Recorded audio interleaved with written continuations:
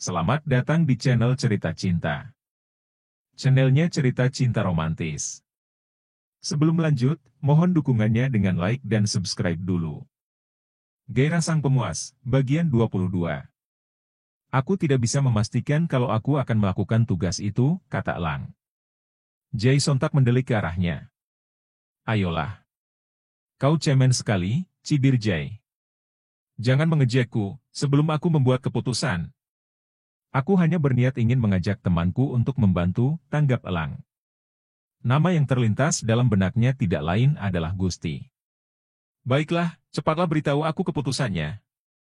Lusa nanti pestanya dimulai. Tegas Jay dengan dahi yang berkerut dalam. Usai menemui Jay, Elang langsung mencoba menelepon Gusti. Namun, temannya tersebut tidak sekalipun menjawab panggilannya. Sekarang, Gusti sedang tidak peduli dengan apapun selain mengurus Mawar. Terutama dengan panggilan telepon. Terlebih, dia mengatur ponselnya dengan mode getar. Posisi Gusti kini dalam keadaan mengungkung Mawar, ia menatap gadis itu dengan serius. Mawar terlihat sudah berkeringat banyak. Kau capek? Tanya Gusti. Mawar menggeleng. Tidak, kenapa kau berpikir begitu? Balasnya heran. Kau berkeringat sekali, ungkap Gusti. Benarkah? Apakah bau? Anehnya, aku merasa kepanasan dengan yang kita lakukan. Ini bukan karena aku capek, jelas Mawar sembari mencoba menjauh dari Gusti. Ia takut kalau lelaki itu terganggu dengan bau badannya. Gusti terkekeh, dia menghentikan pergerakan Mawar. Lalu dirinya memeagut lagi gadis tersebut untuk melanjutkan kegiatan yang terjeda. Mawar akhirnya mulai terbiasa dengan semua sentuhan Gusti, entah kapan rasa gugupnya hilang.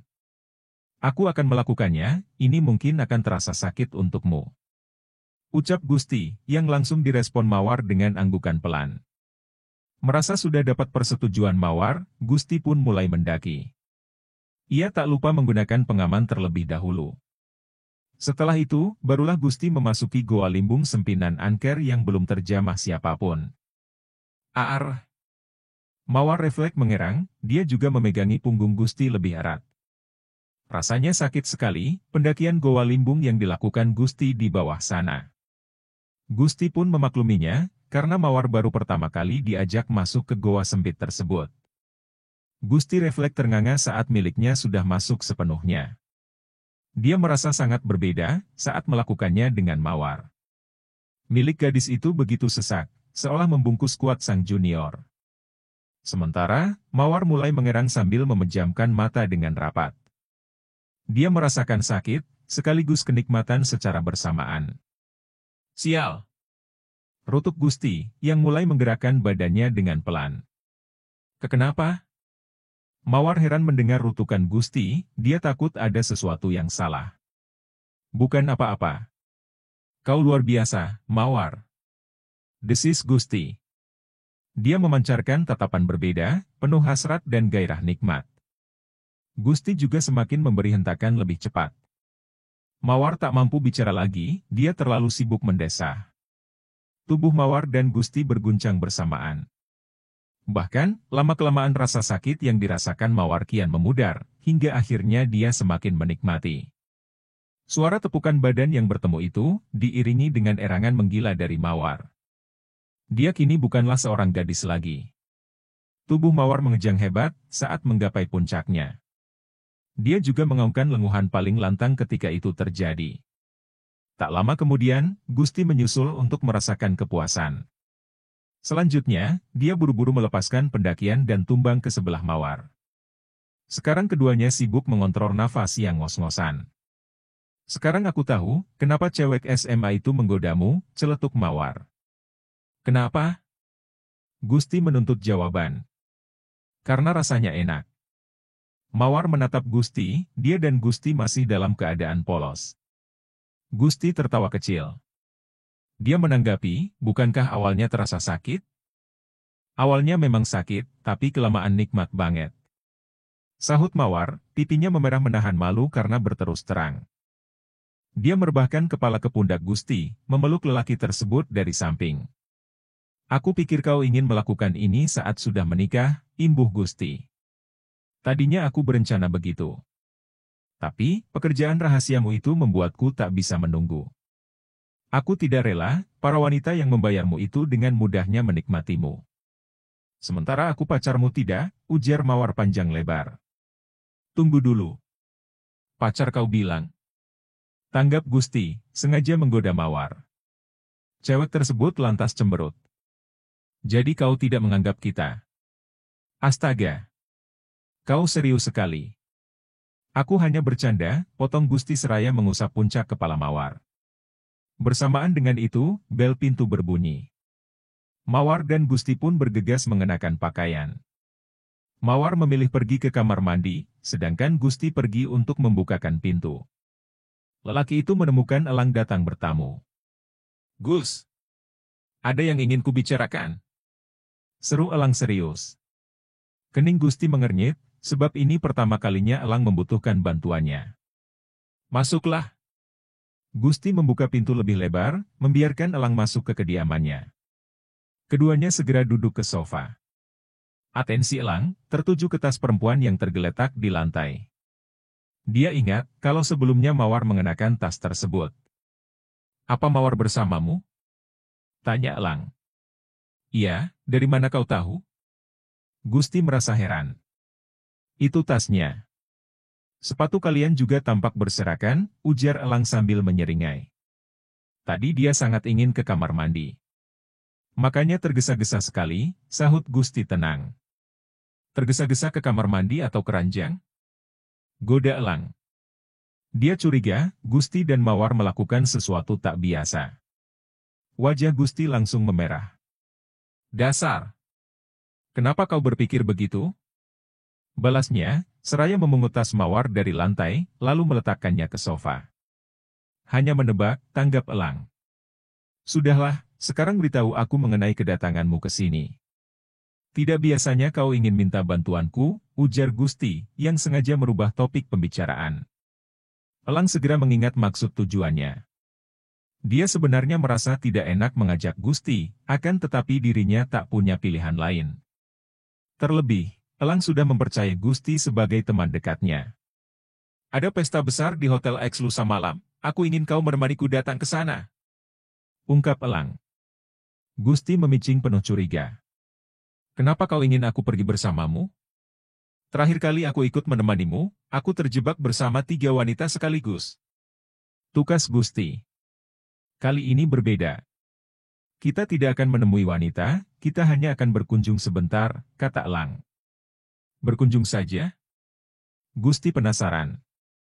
Mungkin sedikit bersantai, kau mau kan? Elang memutuskan tidak memberitahu Gusti alasan utamanya, dia takut temannya itu menolak. Baiklah kalau begitu, tapi hanya menemanikan. Awas saja kalau kejadian terakhir kali terulang. Gusti mengacungkan jari telunjuk ke depan wajah. Tenang saja, itu tak akan terjadi. Elang merangkul pundak Gusti karena merasa senang. Tak lama kemudian, Mawar muncul. Rambutnya tampak basah, dia agak kaget menyaksikan kehadiran Elang. Hei, War! Sapa Elang, Mawar pun membalas sapaannya dengan senyuman. Bagaimana tadi? Apa Gusti melakukannya dengan baik? Pungkas Elang. Membuat wajah Mawar dan Gusti sontak memerah padam bersamaan. Tegur Gusti yang merasa malu. Sementara Mawar tampak langsung menundukkan kepala. Ia melirik ke arah Gusti, mengira lelaki itu sudah menceritakan semuanya pada Elang. Gus, kau menceritakan apa yang kita lakukan tadi pada Elang? Tanya Mawar gamblang, sehingga Elang dapat mendengarnya dengan jelas. Enggak. Gusti langsung menggeleng. Melihat tingkah gugup Gusti dan Mawar, Elang tergelak lepas. Menurutnya dua sejoli itu sangat menggemaskan. Kalian santai aja kali. Aku sudah biasa sama hal begituan, ungkap Elang. Oh iya, Waar. Gusti nggak bilang apa-apa kok, aku cuman menebak. Soalnya gelagat kalian jelas sekali, seperti pasangan yang baru saja selesai bernikmat, tambahnya. Kau menyebalkan. Cepat pulang sana. Gusti mendorong Elang ke arah pintu. Dia sudah bingung menanggapi ejekan lelaki tersebut. Elang lantas pergi dari unit apartemen Gusti. Setidaknya, dia bisa tenang dengan tugasnya lusa nanti.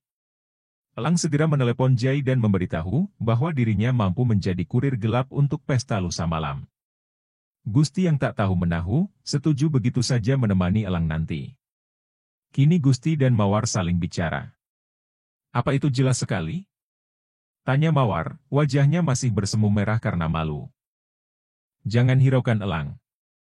Dia memang selalu sok tahu, ujar Gusti. Tanpa diduga, dia memeluk pinggang Mawar. Wajah keduanya pun berhadapan dengan sangat dekat. Mata Mawar membulat. Gus! Serunya. Kenapa? Bukankah kita sudah pacaran? Kau tidak usah malu-malu lagi padaku. Aku sudah melihat semuanya, ucap Gusti. Ia mengecup singkat bibir Mawar beberapa kali. Malam pesta besar telah tiba, kini Gusti baru saja masuk ke dalam mobil Elang. Gusti kaget saat melihat Widi juga ikut. Mereka segera berangkat ke tempat tujuan. Kau ternyata juga ikut, Wid? Tukas Gusti. Iya. Biar lebih mudah, sahut Widi. Padahal aku sudah menyuruhnya untuk tidak ikut, Gus.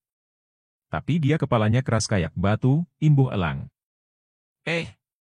Aku ikut ini buat bantuin kau tahu nggak? Harusnya kau senang, timpal Widi sambil berkacak pinggang. Bilang aja kau mau jagain Elang, Wid. Biar nggak bisa dekat sama cewek lain, goda Gusti seraya terkekeh. Sepertinya niat utamanya begitu, Gus. Elang sependapat dengan Gusti. Widi lantas hanya bisa memutar bola mata jengah. Tak lama kemudian dia, Gusti, dan Elang tiba di tempat tujuan. Elang buru-buru membuka bagasi mobil, dia tak lupa meminta Gusti dan Widi untuk ikut melihat. Saat bagasi terbuka, pupil mata Gusti membesar. Sebuah kardus besar mencurigakan ada di sana. Apa ini? Tanya Gusti dengan dahi yang berkerut dalam. Barang berharga yang harus kita bawa ke pesta, jawab Elang ambigu. Barang berharga? Apaan? Yang spesifik dong. Aku nggak mau ikut campur kalau barang ini adalah, ucapan Gusti terhenti karena jari telunjuk Elang. Udah, Gus. Percaya saja sama aku. Bantu saja aku membawanya sampai ke lantai atas, kata Elang yang masih enggan memberitahu Gusti. Gusti memicing penuh selidik. Kau sangat mencurigakan. Cepat beritahu aku, barang apa yang ada di dalam kardus? Tanyanya serius. Gus, itu hanya minuman bajigur dan kue sagon. Iya kan, El? Widi angkat suara untuk melindungi Elang. Iya. Ini minuman pesanan dari bos yang membuat pesta, sahut Elang. Ayo. Bantu aku mengangkatnya, Gus. Jangan lupa pakai ini, lanjutnya seraya menyodorkan masker dan topi. Kalau terjadi hal buruk, sumpah. Aku tidak mau terlibat. Tegas Gusti. Iya. Kau tenang saja, aku akan melindungimu. Jadi kau mau membantuku atau tidak? Tanggap Elang, yang telah siap mengangkat kardus berisi barang terlarang. Dia juga sudah mengenakan masker dan topi untuk menutupi wajah. Gusti mendengus kasar. Meskipun begitu, dia tetap membantu Elang. Dirinya merasa harus membantu, karena lelaki itu sudah beberapa kali menolongnya. Terutama saat Gusti terjebak dengan boncos di villa beberapa waktu lalu. Aku akan memimpin jalan untuk kalian. Cetus Widi, ia juga telah menutupi wajah dengan masker dan topi. Gusti dan kawan-kawan segera masuk ke area hotel, di sana mereka bertemu seorang petugas keamanan. Kalian mau kemana? Tanya petugas keamanan tersebut penuh curiga. Widi sontak panik, begitupun Gusti. Entah kenapa dia merasa seperti melakukan hal yang salah.